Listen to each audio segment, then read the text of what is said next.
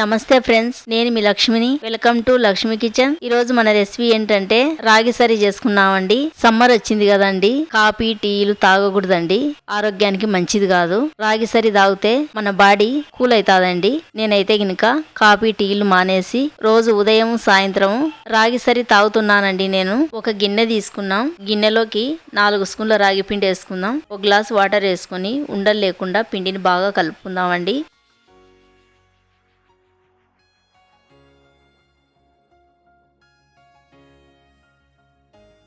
ముందుగా gas on చేసుకున్నాం. On చేసుకున్న తర్వాత గిన్నెను పెట్టుకున్నాం. 2 గ్లాసులు వాటర్ వేసుకుందాం. వాటర్ మరిగేటప్పుడు హాఫ్ కప్పు కొంచెం ఎక్కువ బెల్లం వేసుకొని బెల్లాన్ని బాగా కరిగించుకుందాం.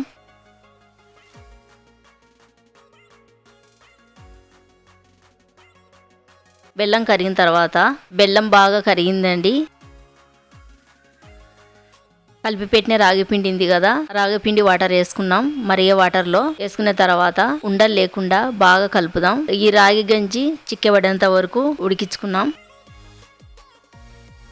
రాగి సరి బాగా దగ్గర పడిందండి. కాగబెట్టుకునే పాలు 1 గ్లాస్ వేసుకున్నాం.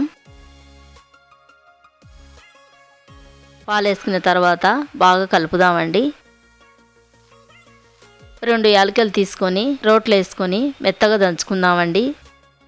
దంచుకున్న తర్వాత మనం రాగి సరీలు వేసుకొని గంటె తీసుకొని బాగా కలుపుదామండి. పాలు యాలకుల పొడి వేసిన తర్వాత ఒక 2 నిమిషాల గంజిని బాగా ఉడికించుకుందామండి.